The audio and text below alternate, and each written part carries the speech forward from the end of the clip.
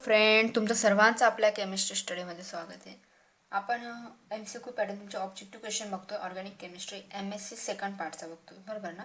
Semester third आणि fourth दोघी पण बघतोय आपण. मागच्या टॉपिकमध्ये आपण कुठलं स्टार्ट केलं होतं, spectroscopy method and structure determination. हा तुम्हाला थर्ड सेमिस्टरला सब्जेक्ट आहे. त्याच्यापैकी आपण 60 क्वेश्चन जे होते ते कम्प्लीट केले.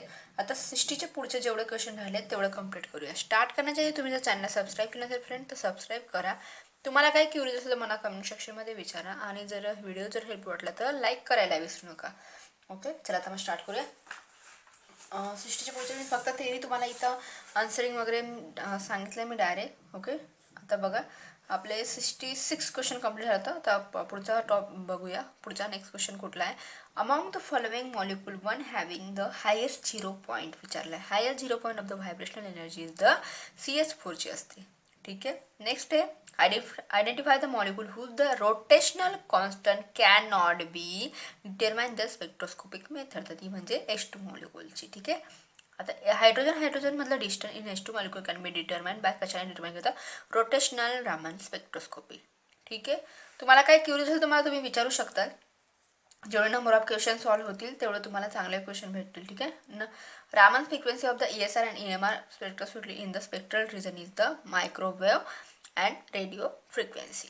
ठीक आहे. नेक्स्ट क्वेश्चन आहे तुमचा कुठला आहे. Which of the following molecule have the N to pi star transition is longest wavelength. ती म्हणजे तुमच्या दिलेली आहे CH बेन्झीन तुमचा कार्बोनिल ग्रुप आणि परत बेन्झीन. ठीक आहे. परत नेक्स्ट क्वेश्चन आहे की in the UV spectrum of the cyclohexene in the absorption in the lambda max काय 215 दिले आहे. NM due to the transformation काय असणार आहे तुमचा पाय टू पाय स्टार ट्रान्झिशन असणार आहे. ठीक आहे. नेक्स्ट आहे band that gives the most instant band in the infrared spectrum for it stretching vibration is OH C and trans dynamic acid in the most rapidly distinguished and identified by the UV spectra. ठीक है. Next question है कि the most counter spectroscopic technique in the establish the presence of intermolecule hydrogen bonding in hydroxyl compound in the IR. Vibrational stretching frequency N2 can be determined by the Raman spectroscopy. Next question है कि the UV light source in the UV visible spectrometer is deuterium lamp. तुम्हाला तर easy लक्षात येऊन जातील कुठला lamp असतो, deuterium lamp असतो. ठीक आहे. नेक्स्ट क्वेश्चन है कि the number of hyper lines in the EPR spectrum in the electron reduce product of 22. Which of among the following electronic transition have the lowest energy. कसली असते N to pi star ट्रान्झिशनची lowest energy असते. ठीक आहे. Among the following diatomic molecule one that is the shows the EPR signal is B2. The number of IR active vibrational modes in ammonia is the 6. Which of the two compound will be most rapidly separated by TLC? Naphthalene and acetophenone. कुठलं असतं, नॅप्थॅलिन and ॲसिटोफिनॉन असते. ठीक आहे. Next question आहे की hydrogen absorption index and nitrogen rules are related to the mass spectroscopy.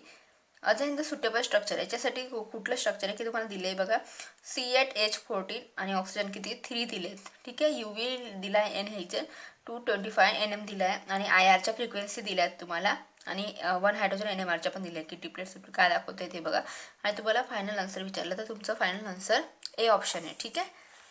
तर तुम्ही solve करा ते एक्झाम्पल. नेक्स्ट क्वेश्चन आहे की which of the following component of the mass spectroscopy deals with the resolving into their characteristic mass component according to their mass to charge in the ratio in the analyzer. ठीक है. Next question है कि the compound molecular formula दिला आहे C8H7ClO.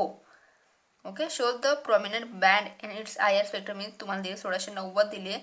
1 hydrogen NMR spectrum related only 2 major type of the ratio दिलेला आहे तुम्हाला. One of the following structure bits field about the. तर तुमचा आन्सर काय आहे A ऑप्शन आहे. ठीक आहे. तुम्हाला काय क्युरियस असेल तुम्ही मला विचारू शकता. ओके. काय प्रॉब्लेम असेल तर विचारा तुम्ही. आता जेवढे नंबर ऑफ एक्झाम्पल सॉल्व्ह होतील ना तेवढं तुमच्यासाठी बेटर राहील. The spectrum of the compound with molecular formula दिला आहे C5H6O2 is shown below. The IR spectrum shows the medium intensity band दिलेला आहे एवढा. What will the structure is the compound. तर कुठलं स्ट्रक्चर येईल तर ते म्हणजे तुमचं B जे आहे ते स्ट्रक्चर येणार आहे. ठीक आहे. तुम्ही सॉल्व करा क्वेश्चन. 88 नंबरचा क्वेश्चन आहे की which type of the ionic species is allowed to the pass through the sheet and reach collecting plate. Positive ions and the specific mass. Next question is the relative and ion depends upon the stability, rate formation, rate recombination, म्हणजे all of the तुमचं त्याचं answer आहे. ठीक आहे.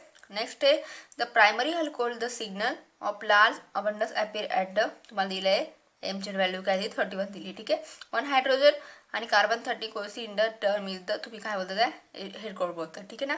HECTOR कुठली बोलतात A option. Scalar coupling in जसो term is the spin spin coupling, J coupling. Indirect coupling म्हणजेच ऑल ऑप्शन तुमचं. नेक्स्ट क्वेश्चन आहे की the range of the 13 carbon absorption relative in the TMS is the 0 to 240 असते. ठीक आहे. Next question आहे की in proton decouple CMR spectra ortho meta and para xylene exhibit signal in respectively 4, 5, 3 अशी दाखवते. ठीक आहे. आता नेक्स्ट क्वेश्चन आहे की तुम्हाला दिलेला आहे चार्ट दिला आहे, त्याच्यावरून तुम्हाला सॉल्व्ह करायचं आहे की कुठलं असेल ते इन्फ्रारेड स्पेक्ट्रम कुठलं दाखवतोय. तर ते म्हणजे तुमचं लास्ट ऑप्शन D आहे, त्याचं मला हे आन्सर आहे. ठीक आहे.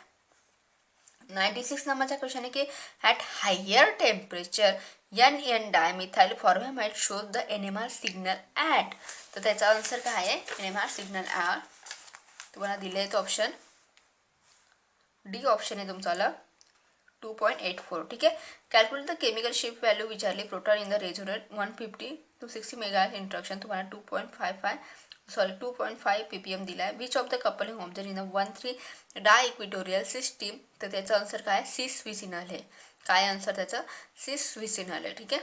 99 नंबरचा क्वेश्चन की main feature of the NMR spectrum is included all chemical shift, peak intensity आणि स्पिन स्प्लिटिंग. ओके. आणि तुमचा लास्ट 100 नंबरचा क्वेश्चन आहे. 100 क्वेश्चन सगळे सॉल्व्ह केलेत आपण. In ClF3 wait to the stereochemically rigid in the F19 दाखवला NMR spectrum आणि व्हॅल्यू दिली आहे की त्याची काय अजून that C is not the NMR active, तर काय दाखवतं ते डबलेट अँड ट्रिपलेट दाखवतं आहे. ठीक आहे. बाकीचे क्वेश्चन मी सगळे घेतले तर तुम्ही ते पण बघा. फ्रेंड तुम्हाला काय क्युरियस असेल तुम्ही मला विचारू शकता. मी तरी आणखी 1-2